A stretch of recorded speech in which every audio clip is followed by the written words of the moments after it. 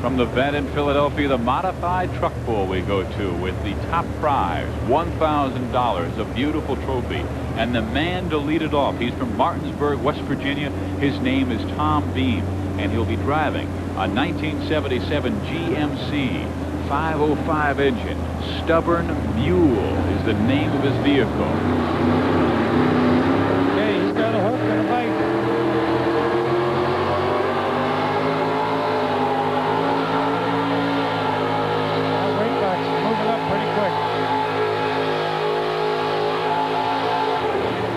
He had those four-wheel drive, just power driving into the earth, but finally it was digging a hole, and they were backing off on those Budweiser cans to diminish the weight a little bit. Ken Donay, the tech director, is down there talking to the driver now. Normally, Tom would go a lot further and run a lot stronger.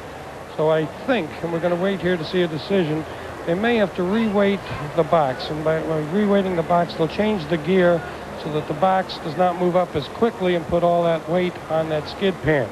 The first puller is what they call the test puller. The sled is set by him, and we'll see what... No, they're going to measure it. He's going to take that pull. I'm surprised. Now that sled has to stay in that gear for every other puller. That's official at this point. 134 feet, and we'll mark that down because Tom Beam, the early leader, he is the first one to go. More from the vet in Philadelphia. Don't go away. Missile. It is driven by Joe Gilbert, and Joe Gilbert is from Gaines, Michigan, and he's driving a 1980 Chevy. And let me tell you what, I have seen the Motown Missile before. Powerful driver it was, and as a matter of fact, the competition I saw him, he went over 150 feet in weight of nearly 42,000 pounds at that time. That was a good 6 months ago. Joe's a very good competitor. He's currently number 5 in the national standings for the points race, and Joe could very well take it here today. Again, position, the luck of the draw, because they draw for this position. They don't know ahead of time where they're going to be running. A lot of people will ask, well, why doesn't the truck back up just a bit and jerk for the front? You can't do that. No jerk starts are allowed. Here we go. Joe's taking the outside edge, taking his own new track. And I think he's definitely taken over the lead.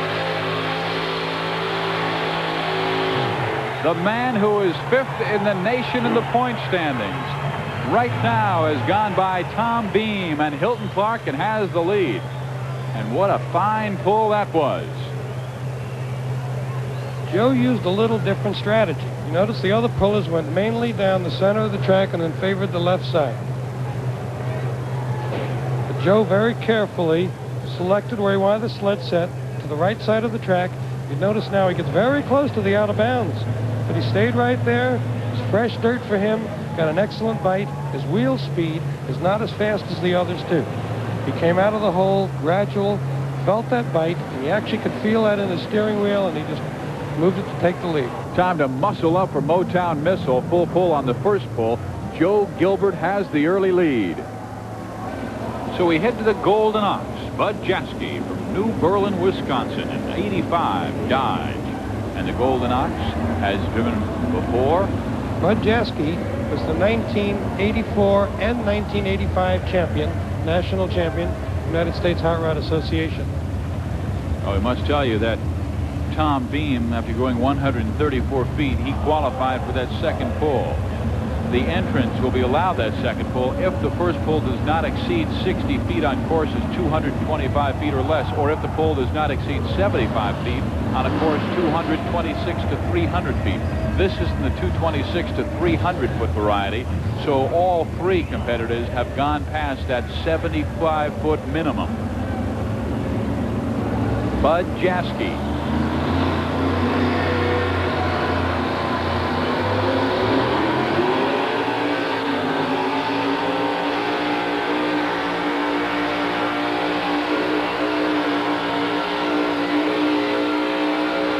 It appears he chose the right gear, too. Boy, it seemed like he had it going right from the very beginning, Tony. Yep. It's the Super Hog, and it's driven by Bob Minnick from Winchester, Virginia, a 1972 Chevy, and he's trying to pull the full distance. This is his first run here on the track at Veterans Stadium in Philadelphia. Steve Physioc, along with the president of the U.S. Hot Rod Association, Tony Vaccaro. We have seen some powerful trucks. You see that 513 on the side. We're talking cubic inches, and that is a lot. It certainly is. Bob's a good driver, too. He should do well on this pull. Here he goes.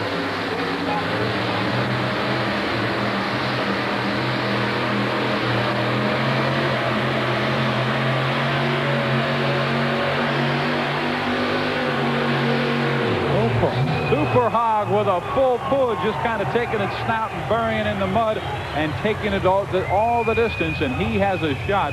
Bob Minnick does at the championship here tonight. We have seen 3 full pulls thus far. More from the vet in Philadelphia. Don't go away. Right now our leader is Joe Gilbert, and Joe has gone 289 feet, 0.8 inches. Bud Jaskey is in second place with a total of 288.5. There's the Mountaineer.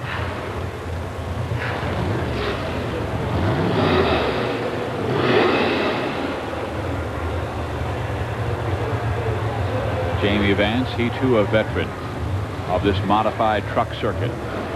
Full tension on the hitch.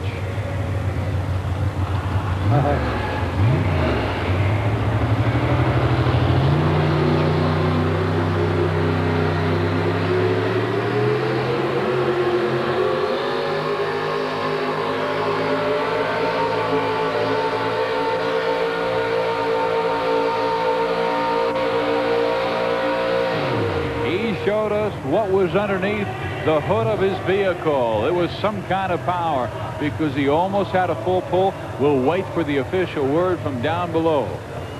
How about the Mountaineer, just 7 inches shy of a full pull? 149.3 for Jamie Vance.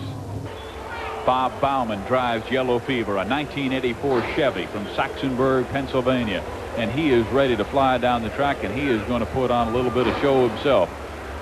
He's lifting up to give this crowd here at Veterans Stadium a look at the work that he has put together for so many years on the U.S. Hot Rod Association circuit. And we're talking about a thing of beauty.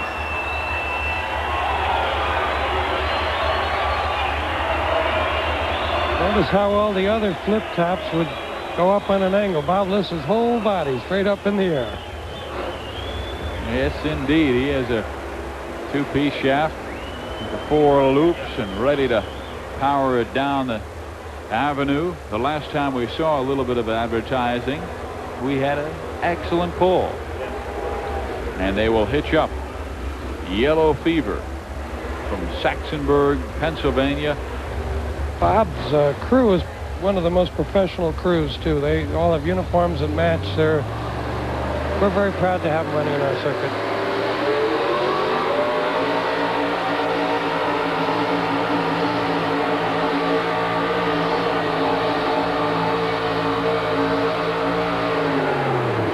A full pull because he was still moving when the official raised the yellow and red flag, saying, "You're done, Bob Bauman. You've got yourself a full pull, and we'll count on a 150-foot measure right there."